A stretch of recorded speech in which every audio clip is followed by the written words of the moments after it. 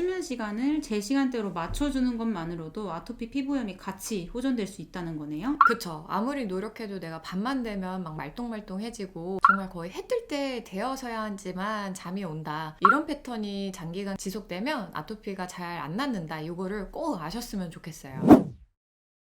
안녕하세요. 아토피를 이겨낸 한의사 이분교 신나경 원장입니다. 네, 저희가 지난번에 7시간 이상 충분히 잤는데도 피로 회복이 잘 되지 않고 낮에 많이 졸린 이 과다수면이 아토피로 이어질 수 있다 이런 얘기를 나눴잖아요. 네. 근데 이제 그 수면 문제가 아토피로 이어질 수 있다는 걸 모르셨던 분들이 정말 많은 것 같더라고요. 그래서 오늘은 좀 다른 유형의 수면 문제를 한 번 더 얘기해보면 좋을 것 같아요. 그러면은 코로나 시기 때 비대면 수업이랑 재택근무가 많아지면서 수면 패턴이 틀어져서 아토피가 심해져서 여태까지 안 낫고 있다는 분들이 좀 많으신 것 같아요. 너무 많죠. 그래서 이 수면 패턴에 관련해서 좀 얘기 나눠보는 건 어떨까요? 네. 아무래도 이제 그 비대면 수업이나 막 재택근무 이때 늦게 자고 늦게 일어나는 게 습관이 되어버리면서 이제 아토피가 심해졌다 하는 분들이 정말 많으시거든요. 그럼 이런 수면 패턴을 갖다가 수면 위상 지연 증후군이라고 얘기를 해요. 그래서 이 수면 위상 지연 증후군이랑 아토피의 관련성에 대해서 얘기를 나눠봤으면 좋겠어요.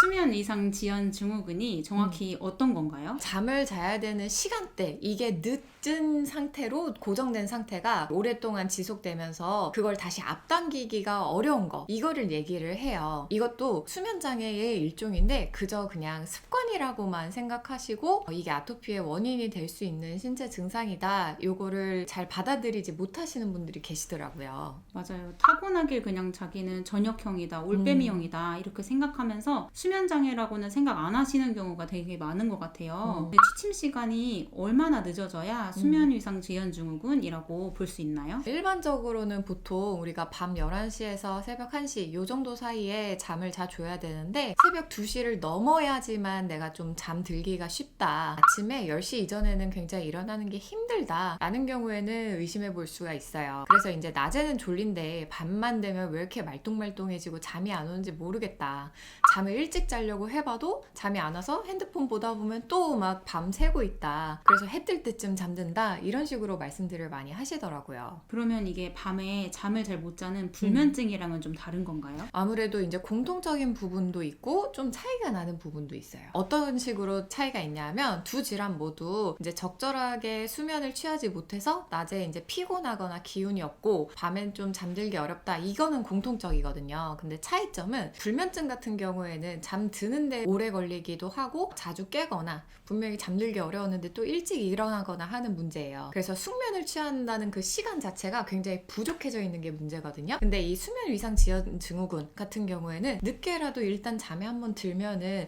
쭉 잘 주무세요. 그러니까 숙면을 취하는 시간 자체가 부족한 게 아니라 이 시간대가 굉장히 뒤로 밀려 있다라고 보시면 됩니다. 그러면 잠에 한번 들면 깨지 않고 푹 자더라도 이게 그냥 늦게 자는 것만으로도 문제가 될 수 있다는 거네요. 예를 들어서 네. 뭐 밤 11시부터 아침 7시까지 자는 거랑 새벽 2시부터 아침 10시까지 자는 거랑 좀 다른가요? 네, 많이 차이가 나죠. 우리가 인류가 나타난 시간을 하루라고 봤을 때 이 근현대로 접어든 시점을 만약에 시간으로 따지면 23시 59분 막 40초 이쯤이라고 얘기를 해요. 그러면은 우리의 이 생체 리듬이라는 것은 해가 져 있는 밤에 잠을 들고 낮에 활동하고 이거를 23시간 넘게 해왔다는 거거든요. 그게 20초 만에 어느 날 갑자기 생체 리듬이 바뀌거나 아니면은 그걸 거스를 수 있는 정도로 유전자가 진화되지는 않았을 거라서 이렇게 생체 리듬을 거스른 이런 수면 패턴이 오랫동안 지속되면 면역력이 떨어지기가 쉬워요. 우리가 수면의 질을 높이기 위해서는 이 수면 리듬이 일주기 리듬과 일치해야 되는데 그렇지 않다 보면은 피로는 피로대로 누적되고 면역력은 면역력대로 떨어지는 거죠. 이제 몇 시간 자는지도 중요하지만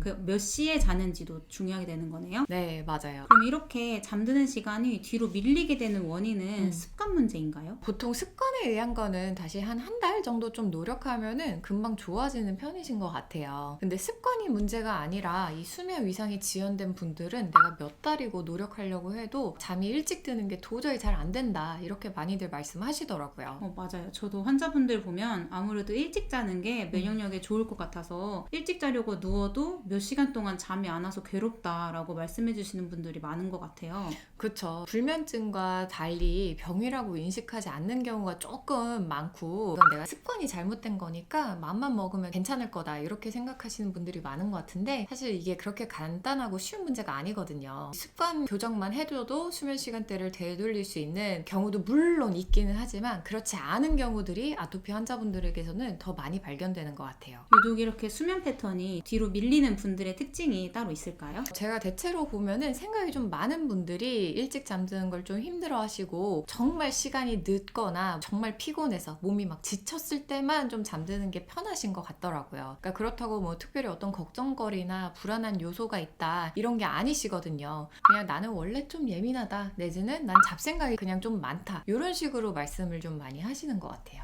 저도 그런 얘기 하시는 분들 좀 많이 본 것 같아요. 그렇죠. 어떤 분들은 잠만 자려고 하면 머리가 핑핑 돌아간다고 하시기도 하고, 뇌에 스위치가 있어서 꺼버렸으면 좋겠는데 그게 잘 안 꺼진다고 표현하시기도 하더라고요. 맞아요. 그럼 치료는 수면제처럼 좀 졸리게 만들어줘서 제 시간에 잘 수 있도록 해주는 건가요? 아주 쉽게 얘기를 하자면은 수면제를 처방하는 건 아니고, 아까 말씀하신 것처럼 내 스위치를 내가 끄고 싶어 하면 그 시간에 잘 꺼져야 되거든요. 그래서 그걸 도와주는 치료를 한다고 보시면 돼요. 그러면은 이제 머리에 열이 좀 꺼지는 그런 치료거든요. 그러면 이제 잠들기까지 걸리는 시간도 좀 단축이 되고 아토피도 개선이 되시더라고요. 수면 시간을 제 시간대로 맞춰주는 것만으로도 아토피 피부염이 같이 호전될 수 있다는 거네요. 네, 맞아요. 그러니까 우리가 컴퓨터 오래 켜놓으면은 막 뜨끈뜨끈해지잖아요. 그게 이제 생각이 많고 오랫동안 깨어있을 때 머리 상태라고 보시면 돼요. 근데 그게 이제 내가 스스로 스위치 끄는 게 잘 안 되니까 치료로서 그 스위치를 좀 빨리 끌 수 있게 도와드리고 염증이 완화될 수 있도록 해드리는 거죠. 그럼 밤새서 막 며칠 동안 일하면 감기처럼 몸에 좀 열이 뜨잖아요. 그런 거를 해결해서 염증을 가라앉히는 거겠네요. 그쵸. 아무리 노력해도 내가 밤만 되면 막 말똥말똥해지고 정말 거의 해 뜰 때 되어서야지만 잠이 온다, 이런 패턴이 장기간 지속되면 아토피가 잘 안 낫는다, 이거를 꼭 아셨으면 좋겠어요. 우리 하루 일과의 3분의 1을 차지하는 만큼 수면은 굉장히 중요한 부분이기 때문에 수면에 문제가 있다면 지체하지 마시고 빠른 시일 내에 치료 받아보는 거를 추천드려요. 네, 오늘은 이렇게 아토피나 습진, 어떤 신체 증상이 있으면 잘 안 낫는지, 그 중에서도 수면 패턴이 뒤로 밀려있는 수면 위상 지연 증후군에 대해서 얘기를 해보았는데요. 나는 원래 올빼미형이야, 늦게 자도 충분히 잘 자기 때문에 나는 잠을 잘 자는 사람이야 라고 대수롭지 않게 생각하지 마시고, 어쩌면 내 아토피의 원인이 되는 요인일 수도 있으니까 이런 증상이 있는 분들은 꼭 치료하셨으면 좋겠습니다. 오늘 영상이 도움이 될 만한 분들이 주변에 계시다면 꼭 함께 공유해 주세요. 감사합니다.